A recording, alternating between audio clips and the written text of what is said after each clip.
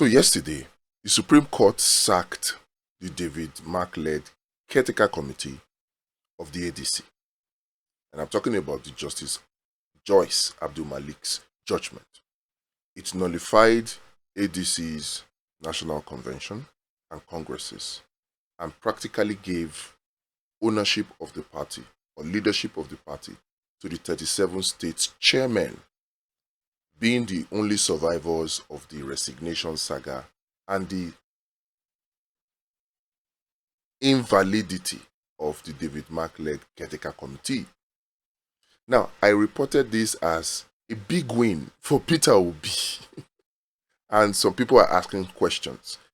How is it a win for Peter Obi? I will explain. Now, does this even make the ADC to be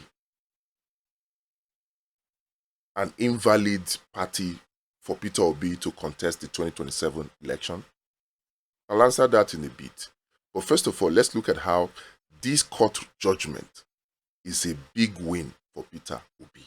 I'll explain. One, the fact that the David Mark leadership caretaker committee that was brought about by the resignation of Ralph Nwosu, the fact that they were sacked is a win for one reason and one reason only. You have to understand the reason why an Atiku is bent on making sure that his loyalists like David Mark, like Dino Melaye, like Aregbesola are the ones in charge of the party. It is clear that they were not ready for free and fair ADC primaries. They were ready to bend the wheel of the party to favor Atiku, to give him the ticket. That is why Atiku is fighting tooth and nail, fighting as hard as he could to make sure that his loyalists are the ones in charge. Secondly, they were trying to establish a very dangerous precedent that the leadership of a party, how the party is run, is the internal affairs of a political party. So they are trying to establish that as leaders of the party, loyal to Atiku, they could do whatever the hell they wanted in clear disregard for the constitution of the ADC, just to have their way. But this court judgment now has nullified those two. Number one, the fact that the ADC caretaker committee led by David Mark is invalid. Invalid. Why? Because the judgment established that the process that brought them did not follow the constitution of the ADC. I said this before, didn't I? But many of you kept insisting that it's internal party affairs, internal party affairs. Mind you, internal party affairs is controlled by Section 83, subsection 7, subsection 5, subsection 6 of the Electoral Act 2026. And that gives the court the power, jurisdiction to intervene in party affairs on three conditions. If the constitution of the party is contravened, 1. 2. If the constitution of Nigeria is contravened as well as the Electoral Act, 2. 3. If a crime is being committed.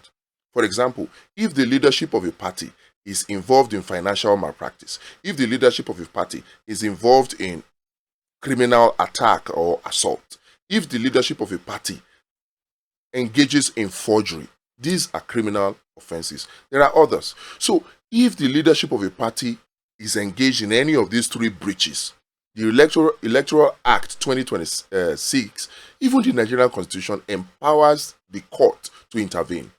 Now, the David Mark leadership caretaker committee of the ADC felt they could bend the rules. And they wanted to bend the rules such that it will favor Atiku. Do you think that the David Mark was planning a free and fair primaries? Forget even the fact that there would have been transactional politics. Remember, though, that the Electoral Act 2026 has now removed delegate system. It has removed indirect primaries. It's now direct primaries or consensus. Now we all know that consensus was not going to work in the ADC because you have Atiku, you have Rotimi Amechi, you have Peter Obi, you have others. In fact, this what's this man's name now? Tajuddin, Muhyiddin, whatever it is that his name is. So consensus was not an option. The only option now is direct primaries. Now, direct primaries involves every member of ADC. So if 3 million people registered as members of ADC, those 3 million people are the ones that will determine the primaries of the ADC.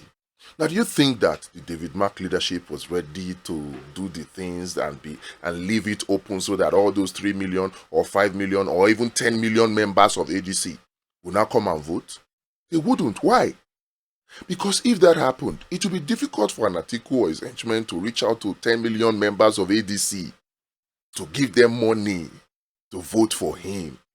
So they understood clearly that if the playing field was level, it would be impossible for an Atiku to get primaries. They know that if the playing field was level, it would be difficult for transactional politics. The dollars that Atiku have to spend will be useless because people too many. They knew. So what they wanted to do is they wanted to hide behind the internal affairs propaganda. Let me use that word. Oh, that the leadership of a party, the management of a party is the internal affairs of that party. They wanted to hide behind that to implement some sort of quasi delegate system where the people that would decide the primaries will be loyalists or people that can be bought over with dollars for Atiku. But this court judgment now has scattered all of those plans for Atiku, but it is still in the favor of Peter Obi and the ADC. Now, it is clear, not even just to ADC alone, to all political parties, that you cannot hide behind internal affairs to mismanage or disobey the law or do whatever the hell you like in a political party. You must follow the constitution, particularly the constitution of the party that is registered with INEC. You must follow it to the letter.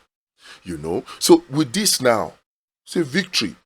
If there is free and fair elections and the primaries of ADC is truly direct, guess who wins the primaries? Obi Kwankwanso.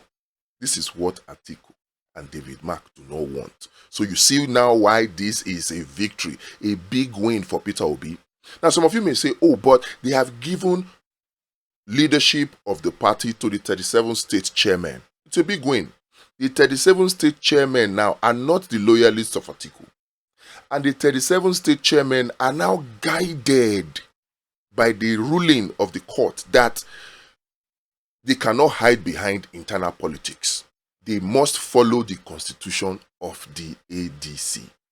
Now, some argue that, oh, they only have about 14 days left, and they need 21 days notice to convene or call a convention or carry out congresses and all that. This can be sorted easily. The 36 state chairmen can now call for an emergency NEC meeting, as the Court of Justice Abdulmalik has stated that it is the NEC that has the power to conduct primaries and conventions. So they can also, as a doctrine of necessity, because there cannot be a vacuum of leadership in the party, they can, as a doctrine of necessity, call an emergency convention of the 37 state chairmen and then extend their tenure by maybe 3 months for the only purpose of conducting conventions, congresses, and primaries. And they would then need to immediately transmit this emergency decision of NEC, of ADC, to INEC. So that way, they can still go ahead and conduct primaries, conduct congresses, conduct, national convention. They can still do that. But you see, it's just that it will not be a David Mark-led ADC anymore. We have a problem though.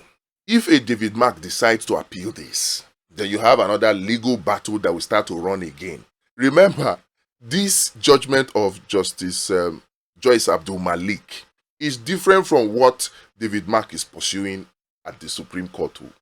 That one is Justice Emeka Wite's judgment or order requiring David Mark to come and show cause why he should not grant Nafiu Bala. So that one is against Nafiu Bala. And don't forget there are other court cases. So if ADC are really interested in democracy, they respect the rule of law, they respect the constitution of the party, what they need to do is all of these cases, let them discontinue it. David Mark, discontinue it. Submit yourself to the internal party democracy of the ADC.